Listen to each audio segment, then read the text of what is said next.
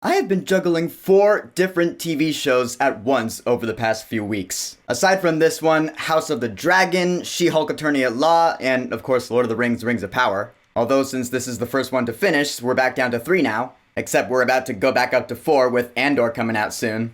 TV. Am I right?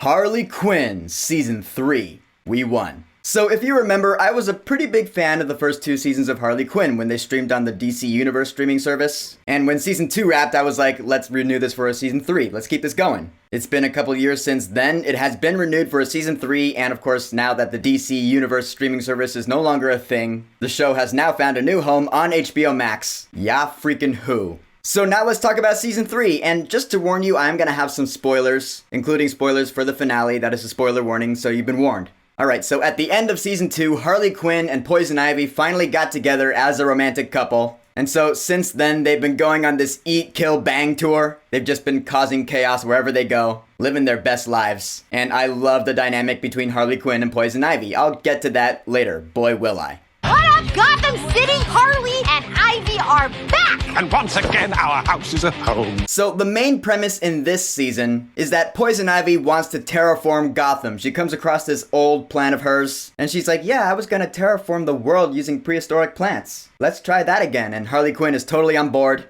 And then, of course, chaos ensues from there. Different subplots bobbing and weaving throughout. We still have the same characters like Clayface, King Shark, Joker's back. We have more Batgirl this season. Should be a great time. And it certainly was, for the most part. I'll admit, like, throughout most of the season, and I'll be honest, I actually did not watch this season week by week. I just waited until last night to binge it all. And you know what? Honestly, it worked out better for me that way. But as I was saying, throughout most of the season, I was like, alright, this is fine. It's enjoyable, you know, it's classic Harley Quinn chaos. Irreverent humor a la Rick and Morty. And of course, like I said, I do love seeing Harley Quinn and Poison Ivy in a relationship. I like the dynamic between the two of them, and Lake Bell as Poison Ivy is still the best Poison Ivy I have ever seen in any media ever. Especially in this season, man, cause again, I keep saying this in every Harley Quinn video I make, but it's just true. Poison Ivy doesn't see herself as a villain. The reason she wants to terraform the place is because she wants to take the world back for the vegetation. She sees the human race as a disease. We all know Poison Ivy like that.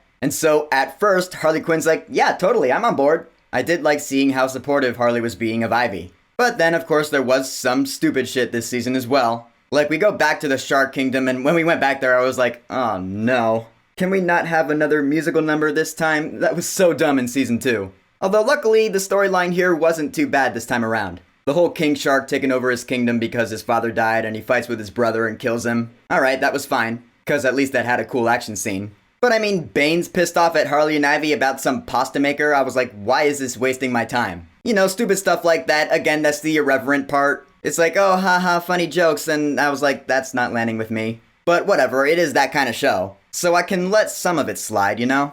One thing I found really funny is that they have this movie coming out. It's a biopic on the murder of the Waynes. It's called A Hard Wayne's Gonna Fall. And it's being directed by James Gunn, who is voiced by himself in this show. I thought that was hilarious. That's like 4 meta jokes in one. And Clayface wants a part, so he turns into Billy Bob Thornton to play Thomas Wayne. At first, I did think that was one of the other stupid arcs. I'm like, why is this wasting my time? But in the end, it does tie together. In a really good way, actually. Again, I'll get to that. Really, it's the second half of the season that made me go, alright, yeah. Now we're actually getting into the deep stuff. This is why I love this show, actually. Cause yeah, like at first glance, you're like, alright, it's just like a lighthearted, simple-minded, irreverent, comedy, violent show. But towards the end of every season, it does actually get into some deep psychological themes. And shit actually gets pretty real. Like there's a point where Harley and Batgirl, they team up against the Mad Hatter. Like at first, Harley's just gonna leave Batgirl to get mind controlled or whatever. But then she does end up changing her mind because, after all, she is a psychiatrist. She wants to help people.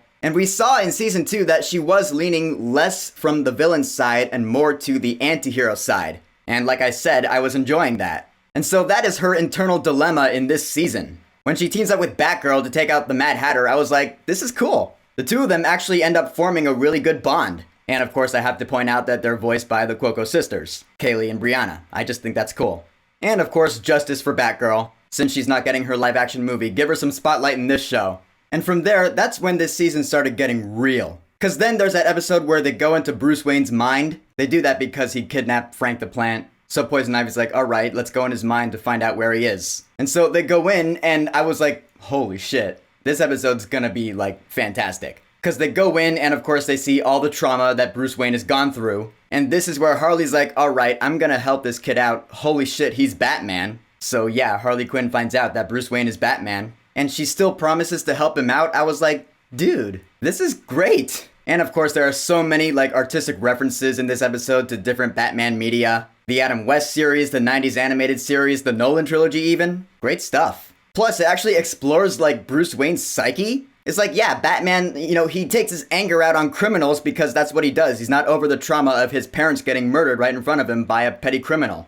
In this show, they finally explored that. I'm like, wow, decades and decades of Batman being Batman. Now it's like, alright, he's finally going to therapy, thanks to Harley Quinn. I love that. Because not only is that character growth for Bruce Wayne, but it's also character growth for Harley Quinn. Because she was like, wow, that felt really good helping him. She now wants to help people, so now Ivy's plan is coming to fruition. She's terraforming Gotham, and Harley actually puts a stop to it. This is wrong. Innocent people are dying. Is it just me, or does Harley seem a little different? And I was like, holy shit, alright, so they're gonna break up. Classic season 3 case, they get together at the end of season 2, and then season 3 they're together until the end, and the finale is them breaking up. That happens in like every sitcom. But here, it freaking doesn't. Yeah, Harley puts a stop to Ivy's plan, and at first Ivy is like, what the fuck? They do have a clash of ideologies. Harley's like, yeah, I want to help people because it makes me feel good. Poison Ivy gets an offer from Lex Luthor to run the new Legion of Doom. So now it's like, Ivy's gonna be a villain, Harley's gonna be a hero, believe it or not. And so, are they gonna break up? Nope, in a strange turn of events, they actually end up going this more mature route right here. Ivy's like, look, just because we have different paths that we want to take doesn't mean we have to stop seeing each other. We can still support each other. I was like, this is awesome. Because that's actually very true when it comes to a lot of relationships. Maybe they don't have to share every single thing in common, but they can still support each other. Now, of course, when it comes to this animated show, I imagine in the next season they will be butting heads a lot since, they're going to be at opposing sides. I am looking forward to seeing how that's going to go down. And so, yeah, that's how this season ends. With Harley kind of joining the Bat family with Batgirl and Nightwing and Robin, since Bruce Wayne is actually going to jail. Which, again, justice for Batgirl, as he's going away, he turns to her and he's like, you're gonna lead the Bat family. You're gonna protect Gotham. And I was like, justice for Batgirl. And so I'm like, okay, bring on season 4. Which is officially confirmed, by the way. Dude, this show is thriving. I love it. We got a season 4 coming. Guys, in the end, Harley Quinn season 3, I thought was great. At least in the second half. Like I said, the first half was fine. It was enjoyable, sure. But the second half is where it did get to be like, oh yeah, this is why I love this show. See, guys, Warner Brothers and DC aren't all bad all the time. They can churn out some pretty good stuff. And if you're a DC fan and you haven't hopped on board this show yet, I highly recommend it. Or should I say, I Harley recommend it. In any case, Harley Quinn Season 3. Have you watched all of it? What are your thoughts on it? What was your favorite arc in this season? And what are you hoping for in Season 4? Whatever you think, go ahead and leave a comment. And of course, thank you for subscribing. Now if you'll excuse me, Heathers the Musical is dropping on Roku tonight. Holy shit, I'm about to watch the fuck out of that. Peace.